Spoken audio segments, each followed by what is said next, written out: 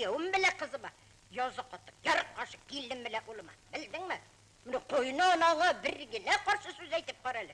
Sen kelgenden beri yurtta bereket düştü. Hatta negizimiz kırı başladı. Артисткабыз Гүлсім Камская турында шундай bir fikir оқығаным бар еді.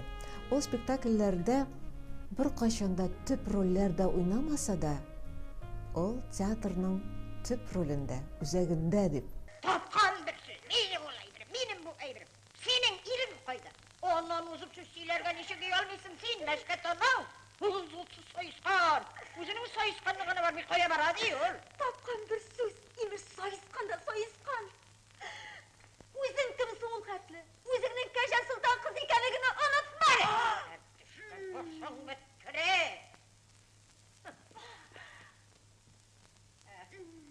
Zakir. Zakir. Zakir. Nerede var erkek? Ulan kıtkar gelin beni ütüre buğa başladı.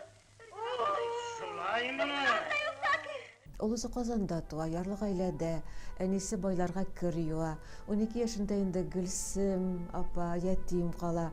Аның апалары була, аларның ирләре бик укымышлы кеше булалар һәм Гөлсем ханымга Аитова җитәкләгән кызлар мәктәбендә укырга насыйп була. Һәм инде 16 yaşında ул белемле мөгаллимә, укытучы булып, хәтта Барнаул шәһәренә җибәрелә укытучы булып. Аннан революция, 1917 елгы революция. Гүлсем Камская ул менә безнең икенче бу артисткаларыбызның берсе. Казанга кайта көч хәле белән тирә-якта сугыш, ул шәфкать туташы булып укырга керә, курсларга йөри. Шунда аның беренче мәхәббәте табыла, алар өйләнешәләр.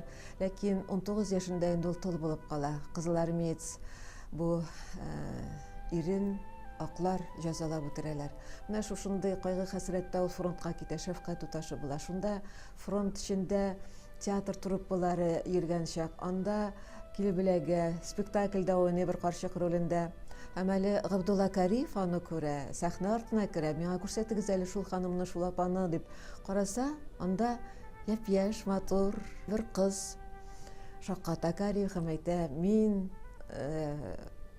әле күңелем тыныч, безнең татар театрында карчыклар ролен уйнаучы артистка да булды" дип.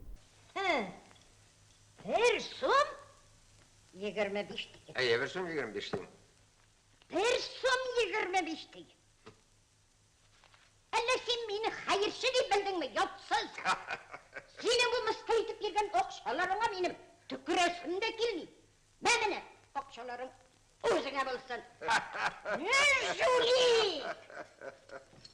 22 елдан Гүлсем Камская театрда эшли башлый. Гали Ильясов дигән бик талантлы режиссер, актер, драматург да, рәссам да шушындай бер шәхес белән алар өйләнешәләр. 1937 елда Гали Ильясовны кулга алалар. Алай гына да түгел. Халык дошманы хатыны дип 58 статья белән Гүлсем Камскаяны да кулга алып, ул ярты еллап төрмәдә була. Ә ике улы, улы Дилүс Ильясов, соңрак безнең театрыбызның искиткеч шәп, зур артисты. Ул инде 15-16 яшьтә була. Кече улларына әле бары тик 2 генә яшь. Әле олы улыннан соң Бөек Ватан сугышына озата, аны көтә, ирен көтә. Гали Ильясов 20 елдан соң кайта. Ләкин инде бу кайту, üzülüp сагынып яратып көткән иренең кайтуы аңа шатлык булмый. Чөнки тоткынлыкта шундый ук бер тоткын рус хатыны белән гаилә кырган була Гали Ильясов. Күңелем миннән башкага әйләнмәсен. Мин алмаса гомердә игелек күрмәсен, кысыр калсын.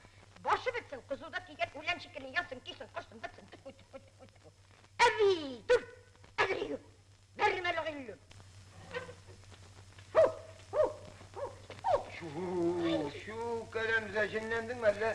Гүлсем Камскаяны соңгы юлга озаткан вакытта кемдер театрның намусын озатабыз дигән.